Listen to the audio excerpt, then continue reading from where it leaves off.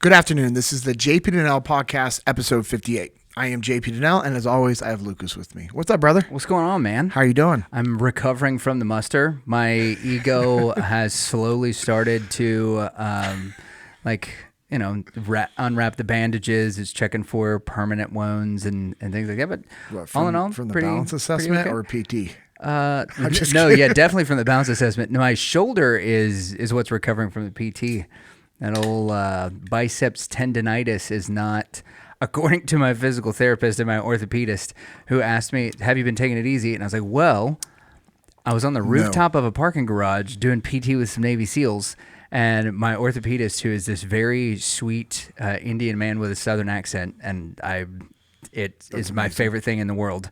He goes, man, that's a bad idea. That's a bad idea. Thanks, Doc. Doc, yeah. Thank you, Dr. Singh. Yeah. So him and my physical therapist are not happy with that, but that has nothing to do with my ego. Yeah. I made that happen. Yeah, let's go. All right, we're going to do a longer Q&A, or we might just talk about life, liberty, and the pursuit of happiness. I love that. I voted today. Yeah. Yeah, I early voted. Nice. For president. Yeah, you reminded me of what I need to go do right after before 7 o'clock this evening. So, especially because we leave tomorrow. This is one of the things that's always like really exciting as a pastor is when voting season comes around and people are like, "Who'd you vote for?" I'm like, "President."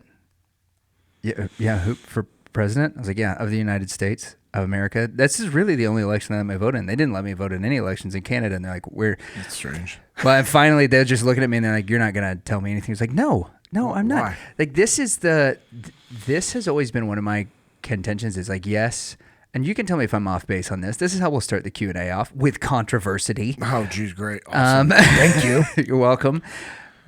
So click like and subscribe.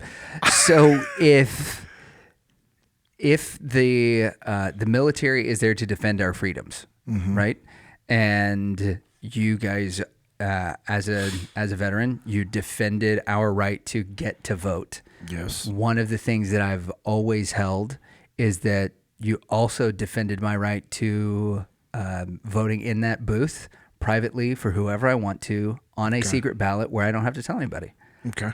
That like there is as much in that whole like defense of freedom thing. It's like, oh, it's your civic duty and all those kinds of things. And I do believe that there's a responsibility that we have to voting, yes, and all of that, right? And if you're not willing to vote, then you don't get to complain. Well, and I know that's an extreme statement. And we can pull that apart later. I think it's an appropriate statement.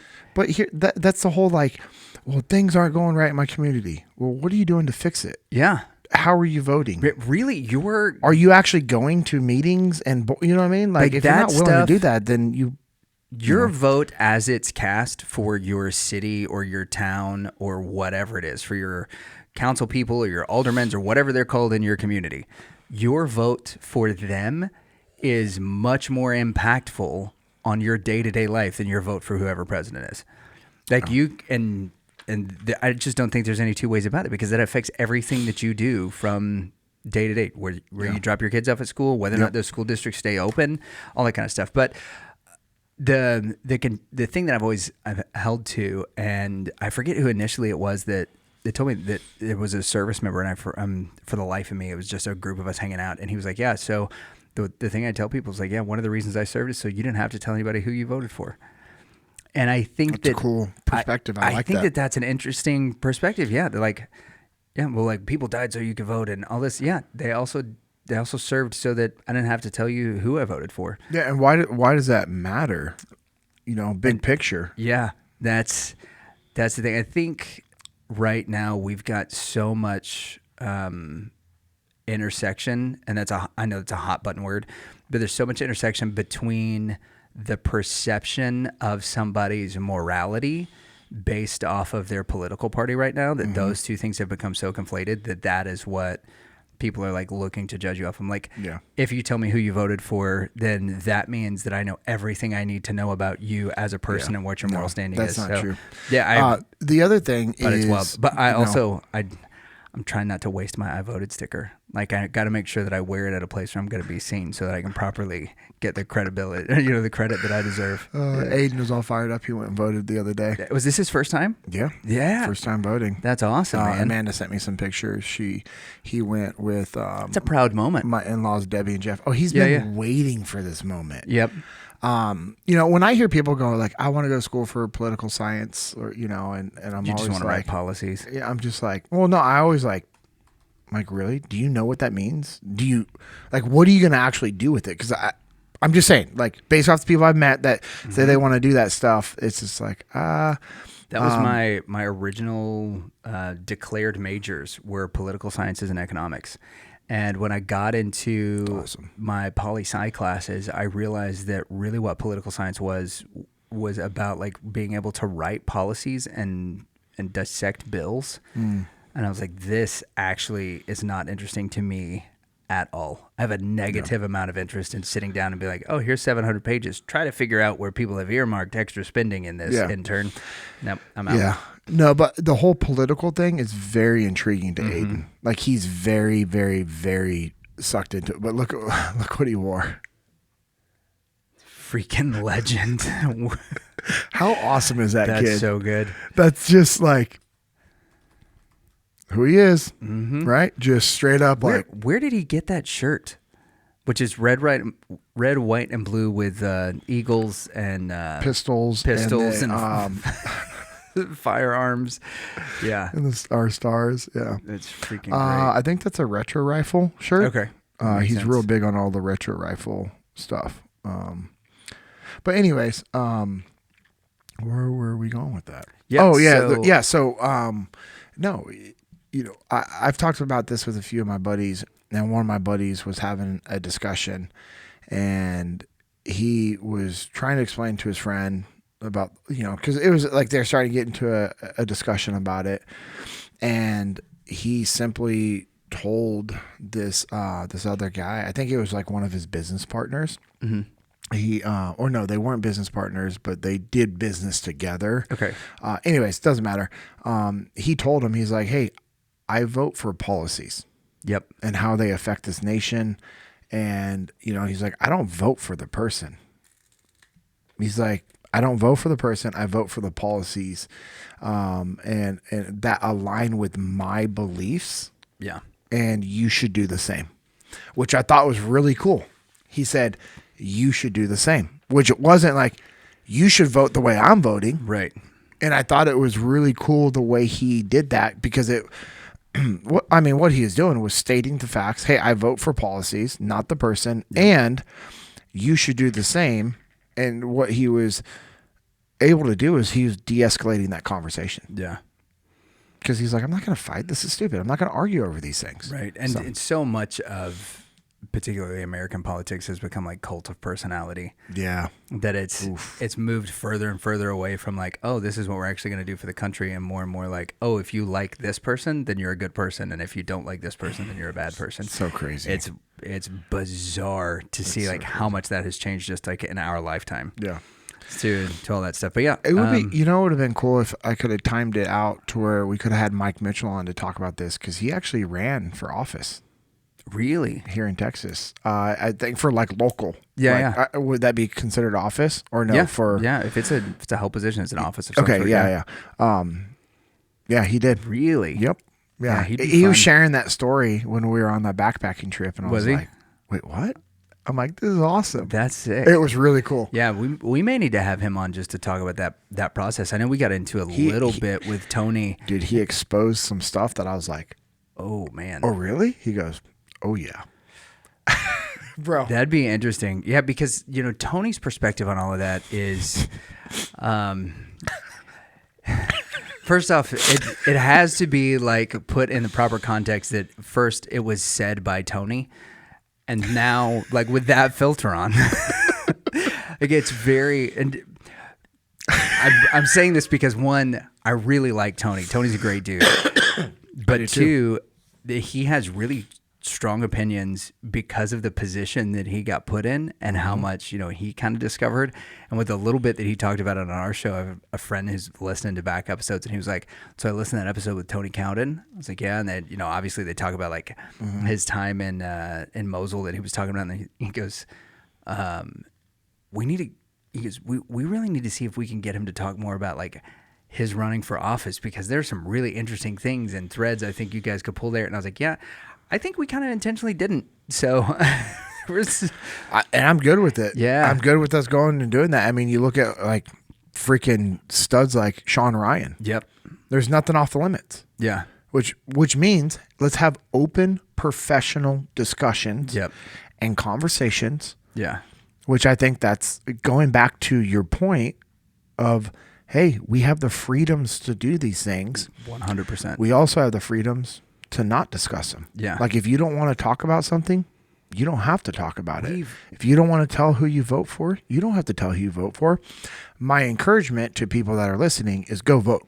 100%. Go vote. And if you're not willing to take the time to go vote, then I would be very hesitant to sit back and complain about things not being done the way you want them to be done when you weren't willing to go vote and or try to make a difference and or an impact. Yeah.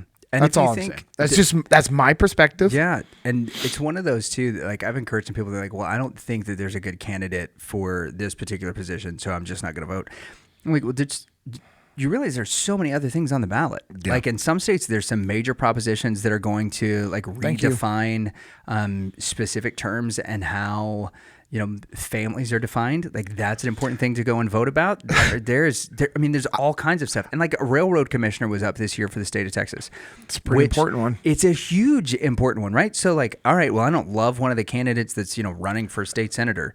So leave that blank if you don't want to vote for either one of those. But there's other stuff to vote for. Go vote for the stuff that you think is important. Yes. I had somebody they took a picture of everything that they voted for and they sent it to me, which I was kind of like, okay, cool. Yep.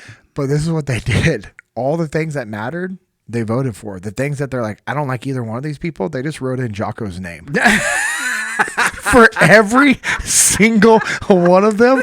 And then they wrote in Leif's name and they wrote in my name, which was terrifying. Well, that's why this guy sent it to me. What did you get votes for? I don't remember. It was something like something like at the state level. It was like awesome. Jocko at the president, Leif for what was it? It was just comical. Like it was obviously like Leif was like a senator, and then you were something like that. Right. But it was so funny. I can get behind that. I could have State Rep Jeremiah Dinnell. 0 people want that. Zero. I kind of want it now, mainly because I want the picture of I'm Jeremiah Dinnell and I've approved this message where you're not going by JP. That's what I want. I want something very official. Yeah, so I can promise you that is in the 0% category. Yeah, but you'd have to get a suit. I have lots of suits. Yeah, but you'd have to get photographed in the suit. And I have photographs of me in suits. What? Oh yeah. I think every time I recently got accused of this from being your friend. My old LinkedIn profile was me in a suit.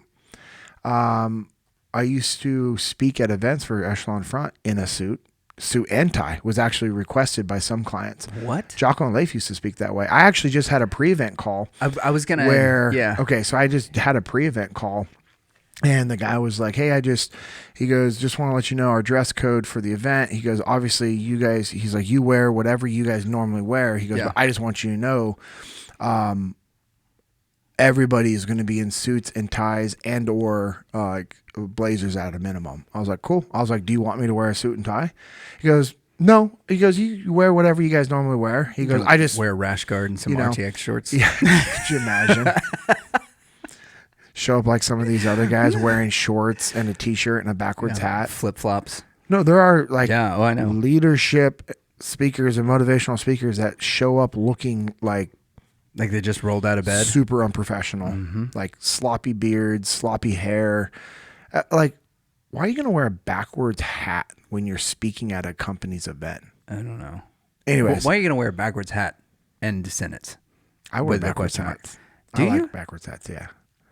I do. Are you like one of those guys? So I've seen this picture a few times. And here's the other thing. Now my wife you in that really picture. likes it when I wear a backwards hat. Y'all are so children of the 80s. I'm just saying.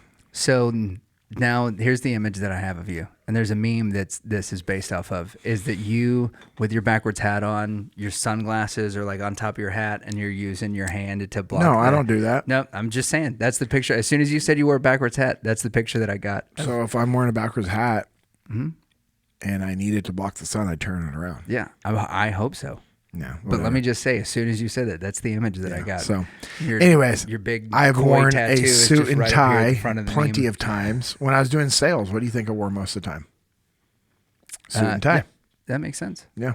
So, anyways, I was talking with a client, and I was like, I can wear a suit and tie, no problem. He's like, no, I was just letting you know. What size is your neck?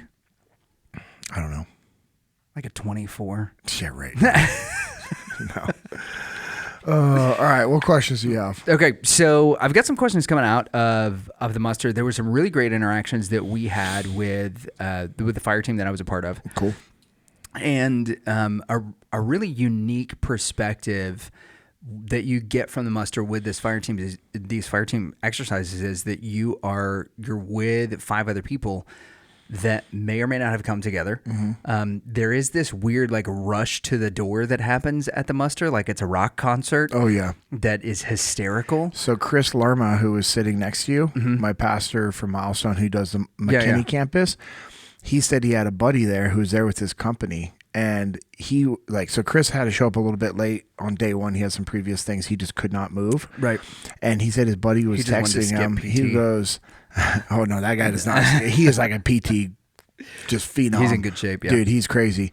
No, he's up at 4 a.m. doing his own workouts every day to make sure he gets it done. Like, I mean, he's a stud. But he texts me, and he's like, my buddy said, I have never seen a conference like this. Bro, this is unreal, and the people are unreal, not in a bad way. No. And he was like, there was people waiting for the doors to be open. You know how many other like business, sales, leadership type of conferences? Bro, like half of them come in 5 minutes late.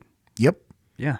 Yep. And then they're on their phones out in the lobby. They're doing their things. Like they don't start on time. Yeah.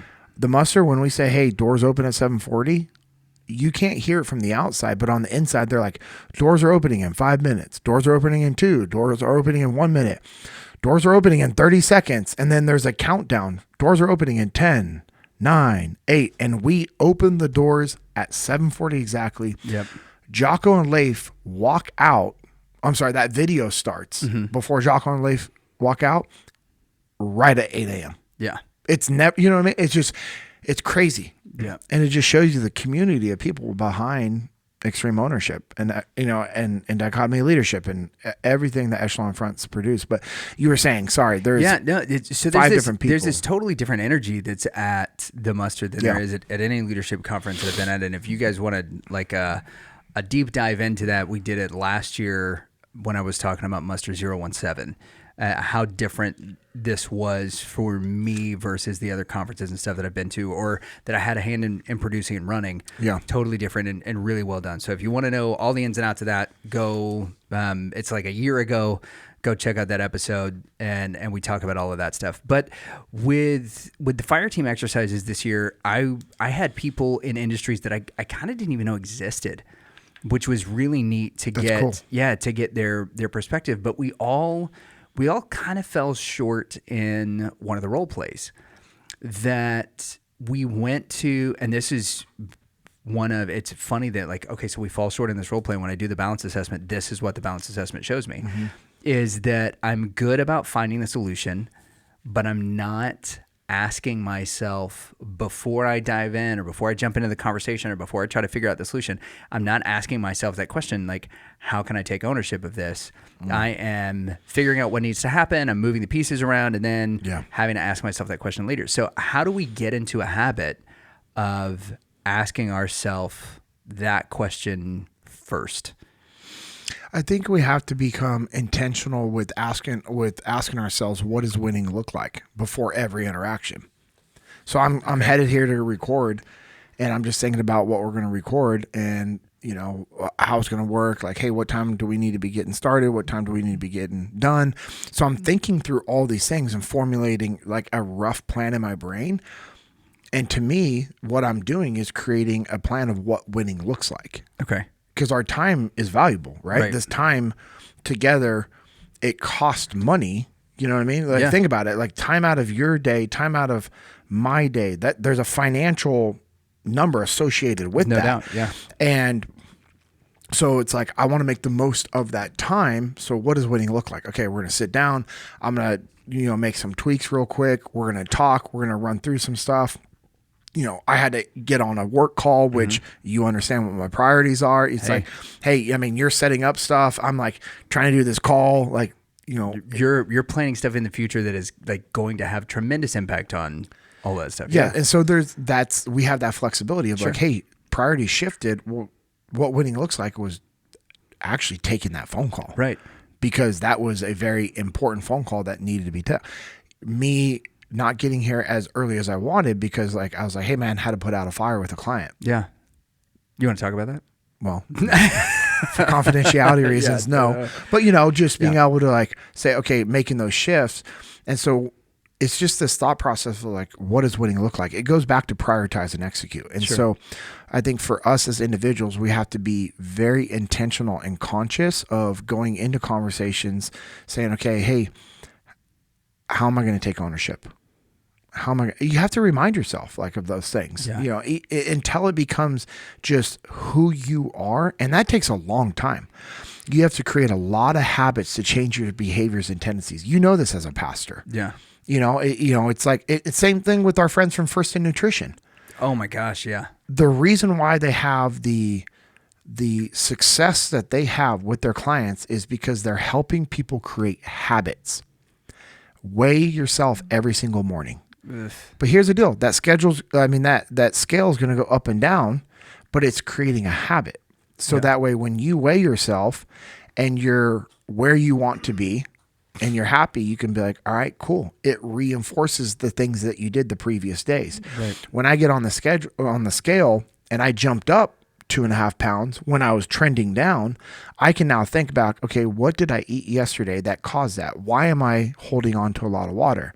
Did I eat things that were high in sodium and things that I normally wouldn't be eating on a healthy diet that like caused me to hold on to that water weight? Yeah. Because I didn't gain 2.5 pounds of fat. I didn't gain 2.5 pounds of muscle.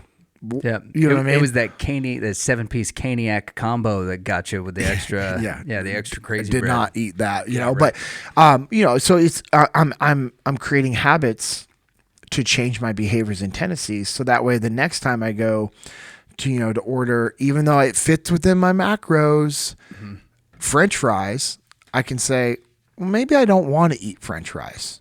I can, but maybe I don't want to eat French fries because I know that the rest of the day I have to be super conscious on only eating good, clean protein. And those French fries, I'm going to bloat up because of all the sodium. And, and if you really look at it, even though you can eat it, it's not the healthiest food to be eating. So it forces me to think. That's what they're doing. That's what Jonathan and Ann have done. It forces them to think. And it was cool. Yesterday, my dad, he obviously listened to that episode because he sent me a picture and, of him, like just, he's leaned up and he told me his weight and he was just like, he said, no counting. Actually, I'm going to read it because I don't like phrasing people's text messages. You don't like the paraphrase of the text message? No, because it's not, I hate when people do that because anyways. It doesn't accurately represent what was said more often. Yeah. And so he goes, I don't count calories, eat clean 90% of the time. If it's 2 a.m. and I didn't work out, I roll out of bed and I go work out, and that's just the way my dad's always been. Yeah. And I was like, nice, that's badass. I was like, what you don't realize is you subconsciously count calories because of your awareness of it. And you are very aware of your macros, which most people do not know how to do. And you consume large amounts of protein. Yeah. That's what my dad's been doing his whole adult life. Right. And he goes, good point. LOL, you're right. Anything I see or before I eat, I quickly break it down, make sure I have enough protein, remove whatever, and subconsciously register the past 24 hours and then balance out my macros. He goes, I never thought of that. It was just funny. It's like, I know my dad so well because he was like kind of just he's like, no, I don't really do that. He's like kind of teasing me. I'm like, actually you do. Mm-hmm. And you're one of the best at doing it because I've seen him, help people transform their lives. Like, him and my mom were phenomenal personal trainers, did that for literally changed people's lives like Jonathan and Ann are doing. And so the reason why I'm going down all these different roads to your question is we have to ask ourselves, what does winning look like? And we have to create habits in our lives to remind ourselves to do these things. Yeah. Just like they did on nutrition and physical fitness, you as an individual have to create a habit that forces yourself to detach before going into a situation, to ask yourself, okay, hey, when I'm going into this conversation, what does winning look like? And if any human being was to ask themselves that, I don't know of one good human that's going to say conflict, anger, frustration. Like, nobody wants that from a conversation. Right. The reason why those things happen is because we go into them emotional, we say the wrong thing, we do the wrong thing, we judge people, we question them, our tone is wrong. So if we remind ourselves, what does winning look like, which means alignment, resolution, taking action on solving problems, you know what I mean? That's what I want. Every time you and I talk, I want us to have alignment. Not once have I ever been like, I hope we get in an argument. I hope Lucas is frustrated. But it's going to be really good for the clicks if we get into a fight today. Yeah. Stupid. Right. And not once have I ever woken up going, man, I can't wait to argue with my wife this morning. Like, I don't want, like, not once. It comes from misalignment. And so the best thing that we can do as humans is make sure that we're maintaining alignment with people and asking ourselves, okay, what does winning look like? And what do I need to take ownership over? Not what can I take ownership over? What do I need to take ownership over? And the reason why I like to switch that from what can I is because now you're giving yourself an easy out. Yeah. Like, I can take ownership over this. No, what do you need to take ownership over? What's the important thing? What is the most important thing that's going to help you and your team, which means your family, your friends, your community, whoever you're interacting with? Yeah.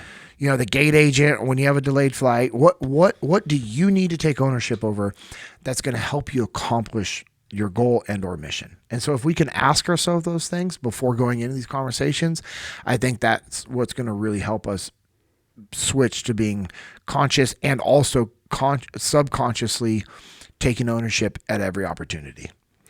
Yeah, it is. It's so interesting how that one small question completely changes the dynamic of every interaction that you're going to have. Every single thing. And it's because it doesn't seem like something that simple would have such a tremendous impact, but it is a complete and utter mindset shift, especially when you're going to have, I don't want to say disciplinary, but whenever you're going to go have a hard conversation with somebody about something that, needs improvement or whatever. I have some buddies in Canada. They have a company called West Fork Productions. They do a bunch of commercials and stuff up there, but they're hilarious. Mm-hmm. The three guys that run is two brothers and one of their friends. And they posted something yesterday, and I shared it to my Instagram story. But it's one of the guys, and it says, when you get a get better soon card and you're not sick. And so he comes to his desk, and there's this card that says, get better soon. And then he opens it up, and there's a piece of tape inside, and on the piece of tape is written, please. And then he looks at the other guys in his office, and they're like, we just need you to get better. Like, please. And so the video is like 15 seconds long, but it was cracking me up. Mm-hmm. But, that's certainly a more direct approach to take with somebody. But the same kind of sentiment is something that we have. Like, we want to have those conversations about how we can help people improve. We want to have conversations about, like, hey, why aren't you doing your paperwork, and all of those kinds of things. But they're so often only focused on that other person. Why aren't you doing this? Why, yada, yada. Yeah. And that one little question, like, how can I take ownership of this? Like, hey, you know what? Maybe I didn't explain this well enough to him. Maybe I don't. And then we have to, but we have to remove the maybe. There is no maybe. No, for sure. And me saying, hey, maybe I didn't explain this to you properly, Lucas. If there's confusion, I did not explain it properly. Yeah. And that's the other thing. That's what's cool is, I was doing this pre-event call, and I have a keynote with them. It's going to be a cool event. Like, it's it's an evening keynote, so there's gonna be awards and a dinner and everything else like that. Cool. And which I'm like, I was looking at travel options. So I was like, yeah, it looks like I'm staying the night there, but whatever, cool. I'll get back on Saturday. But it was cool because we were talking about, follow-on workshops and full-day workshops and how you have hard conversations and, working through role plays and actually how to teach your people to have those hard, difficult conversations. Because what this leader was bringing up was very common that we get. He goes, my leaders don't know how to have hard conversations, so they just come to me to help facilitate them. Yep. And I was like, well, so you've been the easy button. He's like, no. And I'm like, so why do they come to you? He goes, well, because I've created them. It was funny because, initially you want to be like, no, I'm not the easy button. And I said, okay, so why do they come to you? And he goes, well, and he recognized, he goes, I have been the easy button. He goes, I don't know how to and so we were working through it, and it was really cool. It was a really cool pre-event call, but it was cool because then we're also able to talk about what we do for full day workshops and how we do those role plays, and we work through all those things. And anyways, it was, ultimately what we have to obviously keep going back to is like, what does winning look like? Even the things that we were just talking about, like, hey, your people don't know how to have hard conversations with each other. Well, what does winning look like? They understand, so I think if we go back to that question, it's a good guide.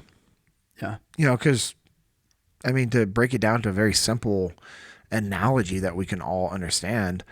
Hey, on November 23rd, we're doing the To Honor Them run. Yep. And we signed up for the half marathon. So you know what winning looks like? Finishing the half marathon. Exactly. On this side of the table, it looks like finishing the half marathon. If it takes me 4 hours, same. That's it. Bro, you don't have a time goal? Bro, I haven't been able to run, jog, or do anything the last 6 weeks because of my health. Last week was my first week of actually jogging and running. Maybe we should do this. You know what I think we should do? So for me, I think let's skip.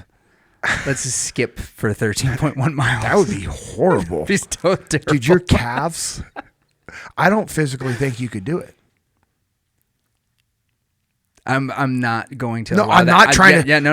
I am not. I'm just telling you how I'm processing. No, I know. I'm not going to allow that to be a challenge in my mind. That it wasn't a challenge. I know it was wasn't a factual statement. But you know exactly how I process it. We are similar enough in this vein to where you say, I don't think you could do it. And my brain is like, oh, yes, we could.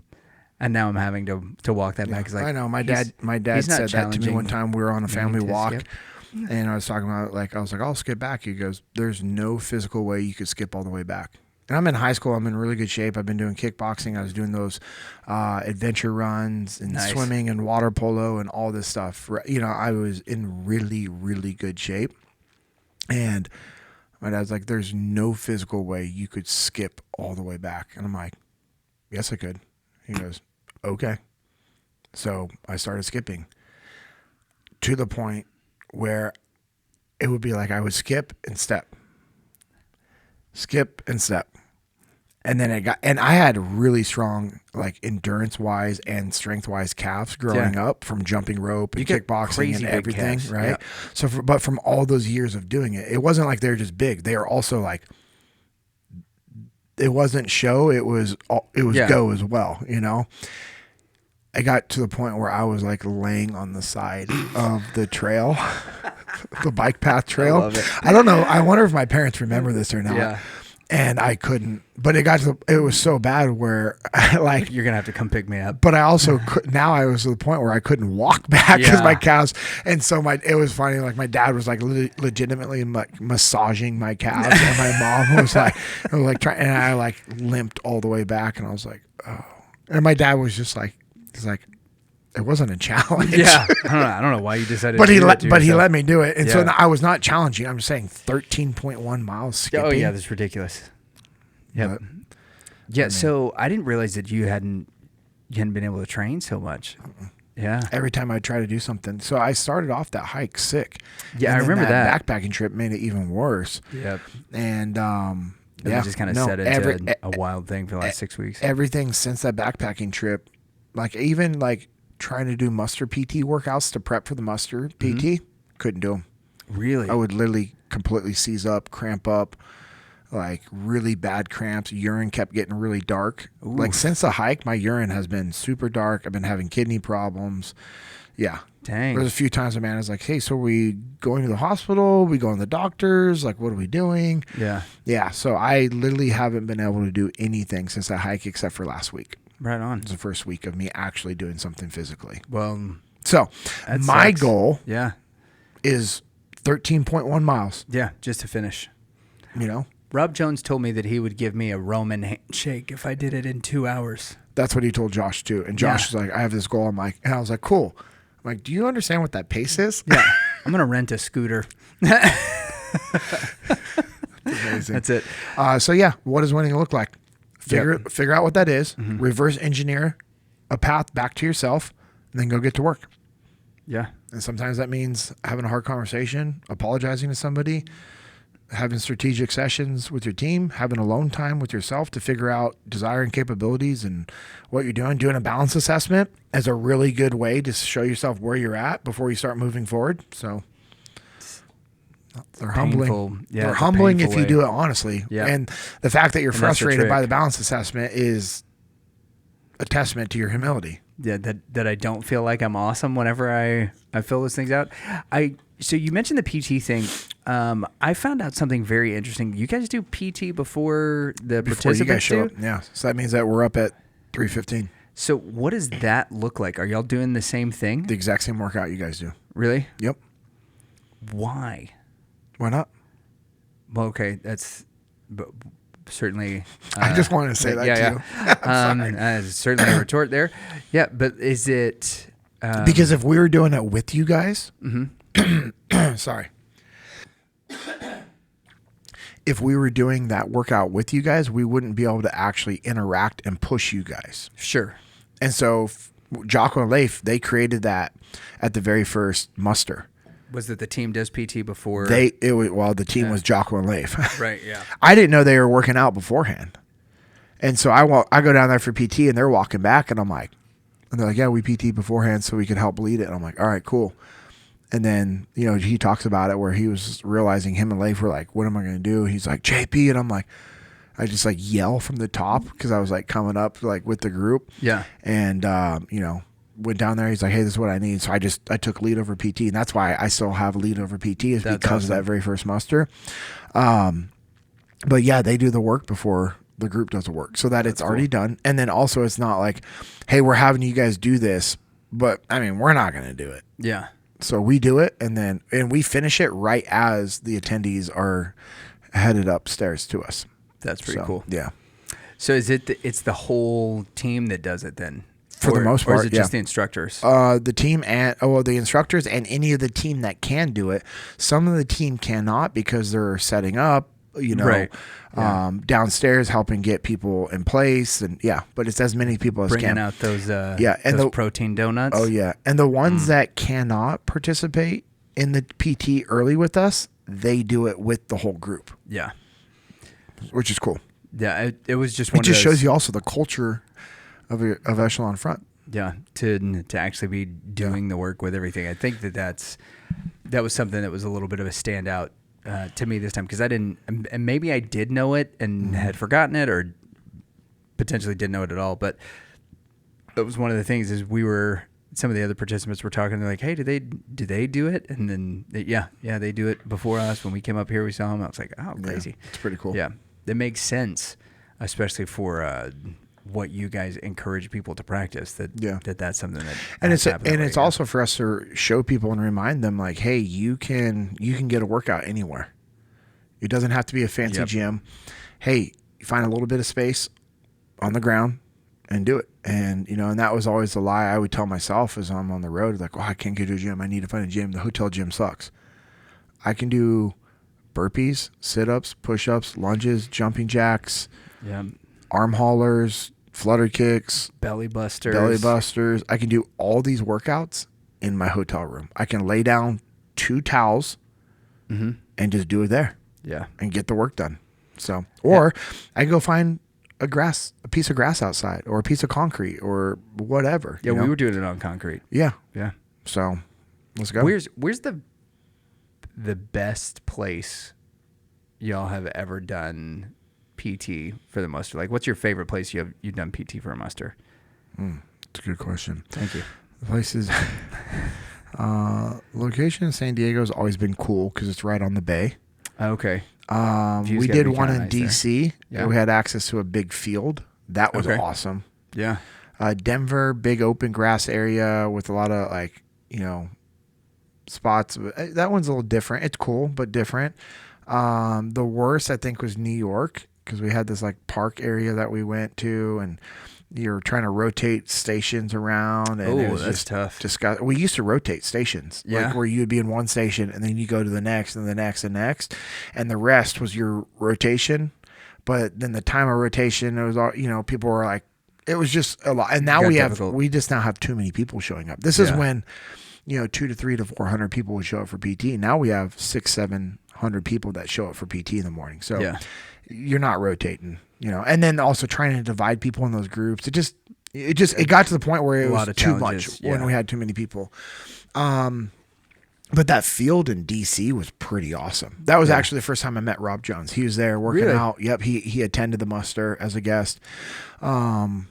Let's see. San Antonio. I'm sorry. Austin was cool. Mm-hmm.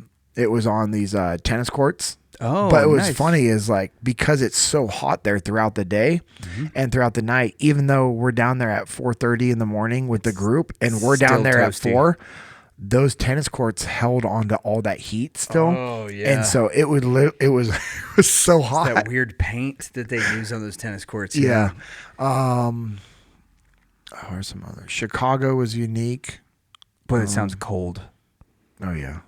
San Francisco was the top of a parking garage too. Ooh. Las Vegas. Oh, and that was cold. Yeah, I was gonna say San Francisco is cold. That one was year-round. cold. I think the quote's attributed to Mark Twain, but I don't know if it's actually his, which was like the coldest winter I ever had was a summer in San Francisco. And it's just so true, man. That's, very accurate. Orlando was so humid, bro. Orlando in May. Oh gosh. Even in the morning, dude. It's like everybody is like drenched. You're not like sweaty, you're soaked. But yeah, I don't know the coolest one, man. Yeah. There's been a lot of cool ones, but the coolest I don't. It sounds like you know which one was definitely the worst. Which is I don't know. Which it sounds like New York was pretty bad. That was disgusting. Yeah. Yeah, and it sounds like the setup and stuff was... That was probably the worst. Actually, we talk about that, and we're like, that was just disgusting. Yeah. Yeah. Anyway, so... Well, that's cool. All right, I know we need to wrap it up soon. Do we have any other questions or things to talk about? So we have a ton of stuff, and one of the things that I did want to bring up, there is the new expanded edition of Dichotomy of Leadership, and it's got a really cool Q&A section in the back in the appendix. And one of the things, like there are several of these questions that I've looked at. All of the instructors will give pretty similar answers to how the principle should be approached. Right. Okay. So like if I were to ask you or Rob or Leif or Jocko, like, how do you take ownership? Right, y'all are pretty much going to go through the 5 key points of the ownership. What do you guys call it, the ownership framework, or like the taking ownership framework, whatever? Yeah, that is that Ward kind of went through. But how you present it, the stories and stuff that you have attached to those things, that's where a lot of the variation is in between, like from instructor to instructors, the personal examples and things that you have. So there's some really great stuff in the Dichotomy of Leadership, but there was one question in particular that I wanted to get at, and let me see if I can find it. Here we go. Because I think this will be something that you may have had a little bit of experience with in your time with the SEALs in the private sector, and maybe at Echelon Front, though I think you might phrase it differently what you did at Echelon Front. How do you determine when you should push back against a direction or strategy that is dictated from above you in the chain of command? You ask really good, earnest questions. Yeah? I think that's the best way to push back. Because, and the other thing is like your ego's telling you that you need to push back. And so I'm going to ask really good questions, just figure out, okay, what am I missing? What do I not know? What's their perspective? Here's my perspective. And after I've asked a lot of really good questions and I have all the information that still allows me to think like, hey, I need to push back on this. I need to evaluate what's my relationship like with that person, and do I have a good enough relationship to actually be able to take a withdrawal? Because if you're my boss and I push back, that's a leadership withdrawal in the bank account. And if our bank account's low, that's not a good thing. Yeah. So I have to ask myself, like, is it also worth it? Is it actually worth it? Is it something that I don't want to do or I shouldn't do? Those are two different things.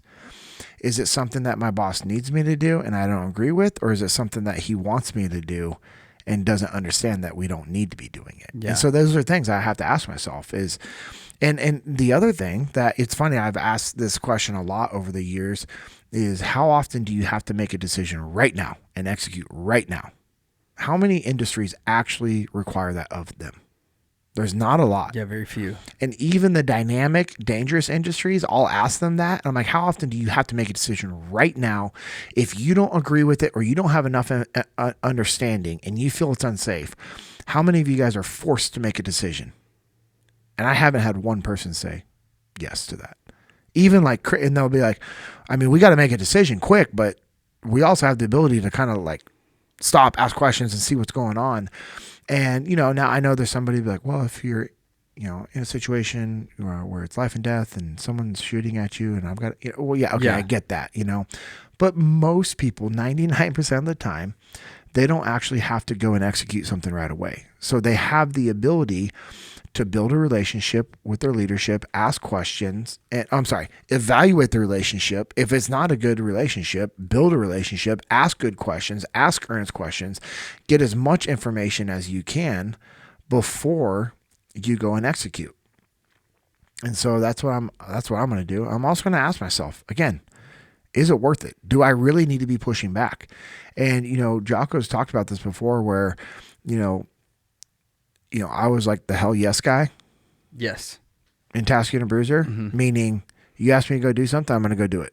Cool. Yeah. Hey, roger that, sir. Roger that. I didn't push back a lot. I didn't question things. I didn't ask, you know, well, why do you need me to do this in a confrontational way? Now, if I had to ask questions to get alignment or an understanding, I would do that. But I was a hell yes guy. So that way, when it came time to me actually having to push back on something that Seth wanted us to do in Ramadi, and it was one of those situations where one of our guys had been shot. We needed to push to his location to help out, or there's all these other things. I was able to say, negative, sir. And he wasn't like, how dare you defy me, you know? And so that was because I had enough leadership capital built up that I could actually to do that. So there's a few ways to approach it. I think the first one is pause. Actually take a breath, detach from your emotions, right? Detachment is a superpower.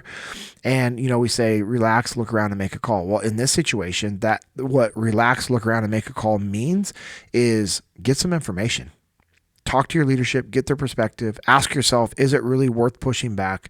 What's the worst thing that's going to happen? Is it because you don't want to, or you shouldn't? Those are two different things. Yeah. And remove your personal desires and ask yourself, hey, what's best for the team? I think that's the thing is coming back to sort of what the theme of the show has become is the what's winning look like. Yep. There you go. When you're going to have a conversation where you push back against your boss, you've got to know like what the win is in that situation. Is the win that you have a better understanding of the why? And if that's the case, pushing back now becomes a way that you can show that you're interested, so that maybe you're making a leadership deposit instead of a withdrawal, because you're showing like, hey, you know what? I don't think I understand this well enough. Can you help explain this to me? Instead of it being like hey, you know, more sort of, aggressive conversation, or one where maybe your boss is feeling like his plan is being attacked or something like that. Yeah. Right? Why would you attack your boss's plan? Because your ego is so big that you actually think that might be a good idea. I know what you're going to say. It happens a lot. Yeah. It's crazy. And people wonder why they have conflict at work. They wonder why they don't get the promotions that they think they deserve. They wonder why they don't have a good, like, why would you attack your leadership's plan? Why? you should be supporting your leadership. And if you don't agree with them, get alignment. Yeah. Have a really good relationship with them. And if you have a really good relationship with them, you can actually lead up the chain of command and help your boss have a better plan. Yeah, and I think egos that's the are thing. Unreal. They drive us to perform, but good Lord, your ego will love you to the point where it loves you so much that it suffocates and kills you. Yeah. Yeah, it will love you to death. Love you to death, like Dave Burke says. Yeah, I do think that's the thing that really probably sticks out to me the most with the idea that we're going to push back is like, if you don't ask that question of, you know, what does winning look like in this conversation? Then if you were to just take a minute and ask yourself that question where you're evaluating best possible outcomes, the likelihood that you go in there to your boss and you're like, hey, listen, I think your plan sucks. Like, okay. Like, you want to walk me through that scenario, champ? Like, talk to me about the 5 potential outcomes that you see happening there and which one of them goes your way. Like, none of them are going to, right? So does winning look like getting alignment? Does winning look like having a better, opportunity to maybe speak about some of the holes in the plan that you see? Maybe it means that you've got a better explanation to take back to your subordinates who you're going to have to implement this plan with. Like, what is that? Having an aim for that conversation. And this is something I think a lot of people struggle with, and I know that I have in the past. Going into a conversation with a goal in mind, that there's something about that like in my brain feels almost disingenuous. Like if I go into a conversation, if I know, all right, JP and I are going to have to talk about this, and my goal is to try to get JP to move on this thing in this particular way, it feels to me as I'm thinking about that doesn't feel like leadership. That's like, oh, I'm going into this conversation to try and manipulate JP to do the thing that I need him to do. It's taken me a really long time to come to like a neutral position on that, because it does feel a little bit like there's a disingenuous driver behind that conversation. And I've recently talked to some of the young leaders. We work with several of the chambers of commerce. Yeah. And they've got these young leadership groups. And I've gotten the opportunity to help and to partner with some of these young leaders and mentor. And we've talked about that in particular. Like, all right, well, so what's your goal in this conversation? They're like, I don't have a goal in this conversation. I'm there to build a relationship and to do this. And I was like, okay, but this is a person who's on your team that you're supposed to be bringing up. You don't have a goal to do that. And this is always the thing that we hear is that like, that's disingenuous or that's manipulation or if I'm doing this with a goal in mind, like, how would you explain to a young leader, or maybe it's a seasoned leader who's realizing for the first time that like they need to do this? How do you explain to them not only why that's an important thing, but how you do that and guide one of those conversations? All right. So my ad, I know we got to close it out. Yeah. And we'll open up this conversation maybe on the next episode or another one. Because there's two things there's two things I want to talk about on this and dive deeper into. And it'll be the subject of legacy play. Ooh, okay. Yeah. And so like this. What does winning look like? And then you look at it from a legacy play standpoint. So if I'm mentoring you, and I look at it as a legacy play, why would I not have a game plan going into every single interaction and conversation with you? Yeah. And guess what that game plan is? It's for your gain. So is that manipulation or is that leadership and influence? I think that's got to be leadership and influence. It is, because I'm doing these things for your betterment and the betterment of the team. Yeah. Which benefits me, but it's not about me. It's about you. What do you do as a parent? Are you trying to train and equip your kids to be successful? I'm just trying to survive. Yeah, you know what I mean? Yeah, what sure. What are you trying to do? Yeah, 100%. Do you want your kids to to be successful? Yes. Okay, that's a legacy play. Would you agree? 100%. So every interaction you have with your son is for what purpose? For him to be better, stronger, smarter, healthier. All of the above. A young Christian man as he gets older and understands these things more. Yep. So are you manipulating him or are you leading and influencing him? Leading and influencing. It's just shifting that word. Yeah. Now, some people will be like, well, that's manipulation. Okay, cool. Call it what you want. Right. But then if that's the case, then manipulation shouldn't have a negative or positive attachment to it. Yeah. But since we have a negative attachment to it, okay, cool. So manipulation is for selfish reasons. That is not for the benefit of that person or the team. Yeah. When I convince leadership Levi and to say- influence, yeah. leadership and influence is for the betterment of that individual and the team. It's a legacy play. Yeah. So you have to look at it from a legacy play standpoint. It changes the way you think. I just got done doing 3 days of work in Arizona with a group that, we had to hit heavy on this. Yeah. Because there was a lot of like, oh, this younger generation and blah, blah, blah. And I'm like, cool. I love when people say that. I'm like, yeah, I agree. And they're like, yeah. And I'm like, yeah, heck yeah. Because you were also that younger generation. And then I remind people, hey, you weren't always the rock stars that you think you are right now. And everyone got a lot. And it changed everybody's tone instantly. Yeah. And they're like, yeah, you're right. I'm like, hey, how did you get to the point where you're so good? I asked one guy, I'm like, hey, you pretty good at what you're doing? He's like, I mean, I think so. And I'm like, no, be honest. Like, do you think you're really good at what you do? He goes, man, I've been doing this for almost 30 years. I'd hope so. I'm like, so who helped you get to that level? He goes, well, I was like, list off, so we started. And then as we were going through that exercise and he was starting to list off all the things and the people, him and everybody in that room realized it. And I went back to him like, oh, so it was like a legacy play? Like these guys helped you be a better version of who you were because they care about this community. They care about the union. They care about your industry. Or was that manipulation for their own benefit? And every single person was like, yeah, it's a legacy play. Yeah. And so it's just a shifting in the mindset. We have to understand like that's what we're doing. That's what good leaders do. So we have to think about like, okay, legacy play, how do you communicate? How do you talk? And what's the purpose? Yeah. And it's not manipulation. You're not doing it for your personal reasons. And if you are, then you shouldn't be doing that. But if you're mentoring young people in the community and in the churches, you 100% should have an objective and an agenda, not an agenda like a personal thing, but like an actual agenda of things that you need to talk about. All that is you being professional and organized. Right. That means you're professional and organized going into these conversations with, I need to talk about this. We need to teach this. We need to reiterate this. This is what, like, why would you not want to do that? It's for their growth and development. I almost think some people use this idea of like, oh, I don't want to go into a conversation with a goal. As an excuse not to be prepared for the conversation. Because they're lazy. Yeah. That's how they justify being lazy. A friend of mine recently, we're talking about, we've got a mutual friend who's a business owner, and and the guy's in pretty good shape, but my other friend, he goes, nah, he's fat lazy. And I was like, what? What is this? What do you mean fat? He's like, look, the thing is you can be like the guy who sits on the couch that's fat and lazy, or you can be the guy who is, and he described it.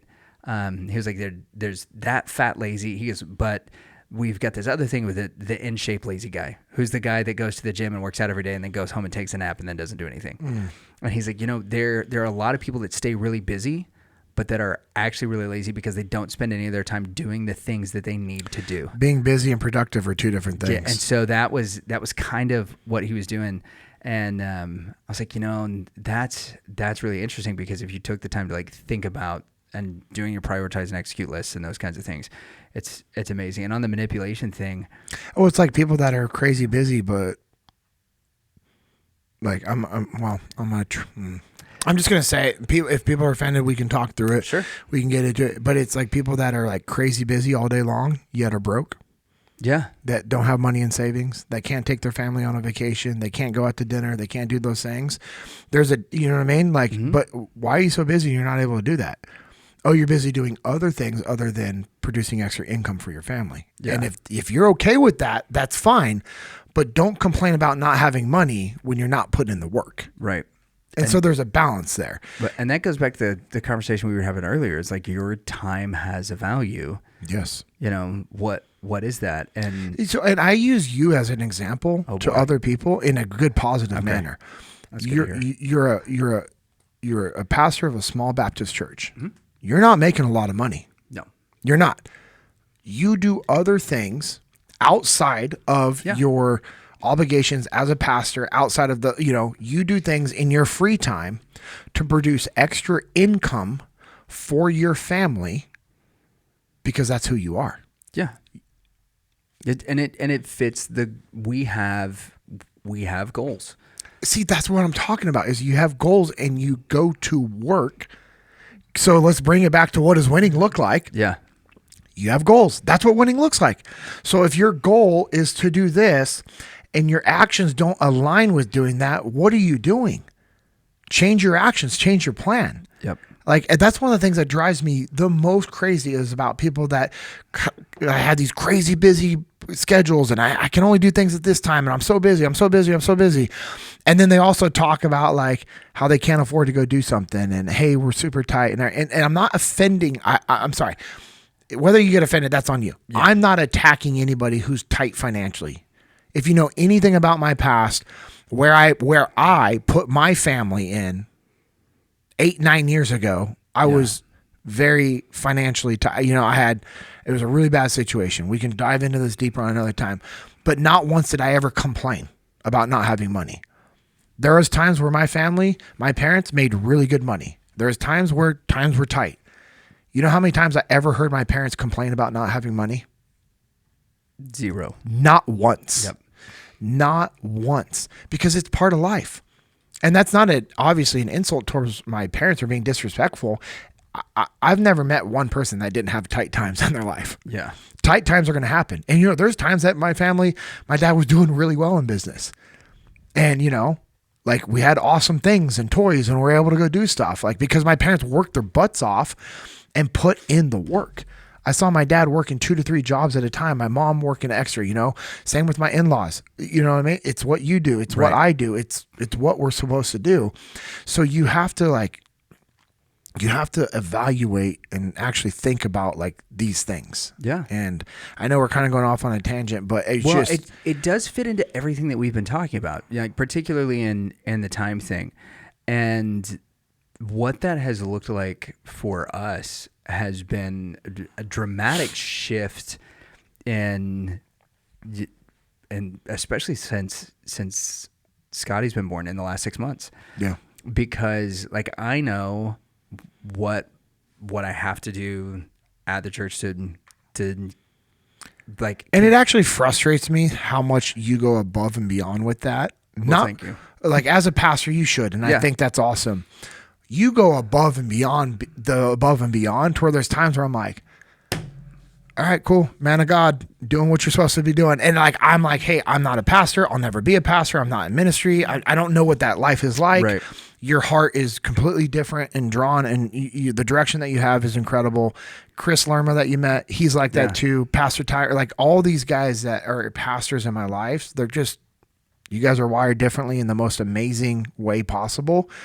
And I think it's incredible. Yeah, like I truly think it's incredible. You guys are incredible men of God, like pursuing what God put on your heart. And I think that's awesome. And I wanted to circle back to that because there are people that are listening that I don't want them to take what I said previously the wrong way. If you're truly content with what you have in life, keep doing it. Because like we've talked about, success is not a financial thing. No, it's not. It's waking up happy and being pleased with what you have and where your life is at. And if that means that you have, a little bit of money in your savings account and you're making your ends meet and you have all this extra time with your family and you're doing all these crazy things with your family, dude, that's amazing. Yeah. If you're happy, and if somebody else is like, hey, I need to have $100,000 in savings so I can invest and I can do all these things. And when I get there, then it'll give me more time freedom. Then cool, go do that. People in ministry, you're not getting in ministry to make money. You're getting in ministry because you're drawn to serve the Lord and build the kingdom. Right. And that means that you're going to pursue that dream. And you should be very honored that God put that on your heart, and that's what you get to do. It's pretty cool. Think about that. He chose you. He chose you. It's a big responsibility, but it also, like you said, like it is I get to do this like every day thing. Bro, and, so cool. And this is one of the things that we Kirsten and I have kind of faced is, okay, with how busy we are at the church and the other things that we're doing so that she can do. She's got a degree. She's brilliant. Oh, dude, and can't wait to interview her. Yeah, but like she wants to stay home and be with the boys right now, especially as young as they are. So what do we have to do in order to make that happen? Well, sometimes that means that I'm working later nights because that's when, stuff happens with the other thing that I'm involved in, which is okay. But if I'm not intentional about my time, then that means, that there are going to be multiple days during the week where I don't get to see the boys if I'm not smart about the way that I do my time. Yeah. But, and this is one of the things that the conversations that I consistently have, especially with young men who are like just married and like, well, I'm used to working 80 hours a week. And so like she needs to adjust around it. And I'm like, a couple of things, man. Right. Like number one, we don't watch much TV in our house because we realize, especially as young as our boys are, one, it's not great for them developmentally at the ages that they're at. Yeah. But two, that, we don't want to miss out on that time right now because we're running in a lot of different directions. So we went like 40 days in our house without turning the TV on at all. That's awesome. And when somebody was asking us, because Kirsten, she got sick, and so there were there was a day where they spent a couple of hours, and she just wasn't feeling very well, and Levi was watching Bluey in the bed, and like she was there, but he was content doing that. Yeah. And they're like, it's just hard to get him off of it. And I was like, no, I mean, he walks away from the TV. Like he'll watch it for a little bit and then he's like, nah, I'm done. Cause it's not part of what we do. It's not his behavior or his tendency. Right. You guys, and if you have kids that are sucked into that stuff, you're going to have to start creating habits to change that. So yeah. And we talk with, especially these young guys that are like, hey, you know what? I come home, I want to watch my shows, I want to do this, that, and the other. And like, you're wondering why you don't have time with your kids. You're wondering why your wife is saying that you're not communicating well with one another because you're prioritizing like this. Yeah. Right. And like, well, I can't get up. I hate getting up early, but I also know that like my days get away from me. Yeah. So the best time that I've got with my kids is right when they wake up. Yeah. So I need to have my workout done. Yep. I need to have my run done so that I can go in there at 7:15 or 7:30 and go wake up our 2-year-old. And I'm going to get 15 minutes of really great intentional like hugs and cuddles because he's in that wake up mode. Yeah. And then I've got to make sure that I get all of the cooking prep for breakfast done then. And because otherwise if I wait a little bit, then I'm just like trying to wrangle the baby the whole time. Right. Yeah. So, but that also like that rolls into this morning. Worked out, got in a quick 5K, and felt good. Came home, made breakfast, was able to make Kirsten a cup of coffee. And I don't know that we're going to have dinner together tonight, but we had breakfast together and we hung out for an hour and a half this morning. Yeah, you're good. Yeah, like we got that time because I made it a priority to do it at the beginning of the day instead of the end. So there's ways to make it happen. Kind of just like bringing it back to what does winning look like? That's it. Winning for us looks like me getting my fat butt out of bed at 4:30 in the morning so that I can have that time with my family. That's awesome. The thing, man. You gotta adjust for it. So that's rad. Hey, December 3rd, what's going on? Yeah, so December 3rd, we are doing a 1-day leadership workshop at Texas Health Dallas in downtown Dallas. Tickets are on sale now for that. Our instructor is going to be Mr. JP Dinnell. Let's go. Yeah, we've got TCOL certification and reporting if you are a law enforcement officer in Texas. But if you want to bring your business or some folks that you think need that leadership training, hop in there. We've got some folks who are from the construction industry and some that are in the plumbing industry that are already like, hey, they've got it earmarked and have already started to get signed up for it. So this is, to be very clear, this is an Echelon Front leadership training that I will be conducting. You'll get to do the balance assessment that we've been talking about, part of the program. Pretty humbling experience. Yeah, the last time we did one of these, it opened the door to companies that wanted to start working with Echelon Front. Yeah. And it's just been, it's awesome. And, so it enables you, if you're in the Dallas-Fort Worth area, to come join. It's on a Tuesday.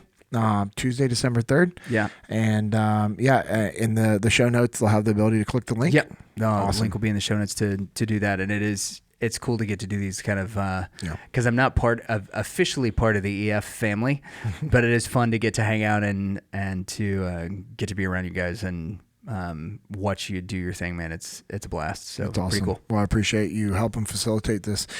Hey, we just want to again always thank you guys for the support that you guys give us by listening, sharing, subscribing, and commenting on YouTube and social media. Make sure you guys are subscribed to the YouTube channel so you can be notified when our YouTube exclusives come out and any other special episodes that we might be releasing soon.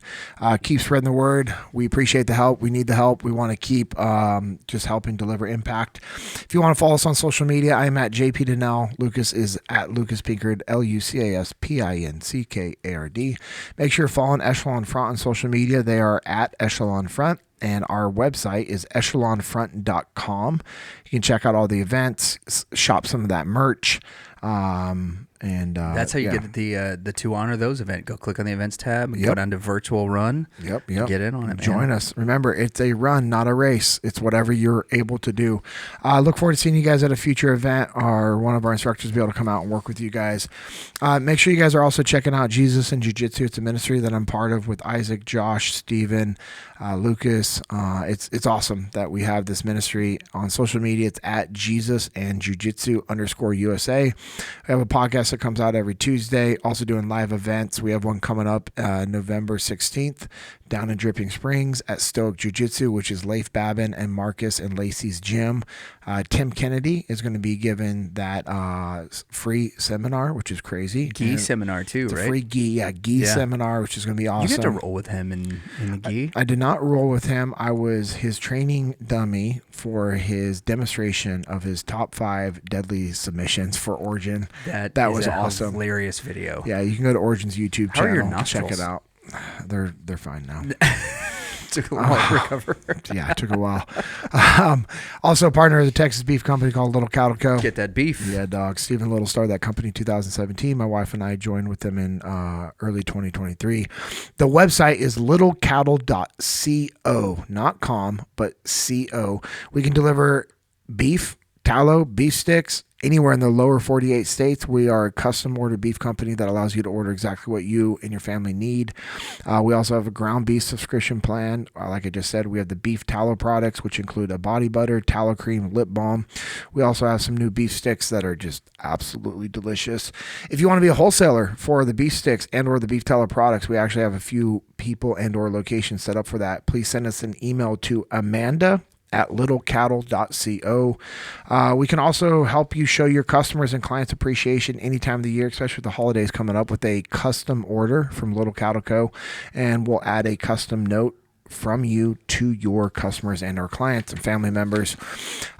Trust me, your family wants a tomahawk and or a ribeye and or a sirloin and or a Terrace Major and or a filet and or some of that ground beef for Thanksgiving instead of the ham.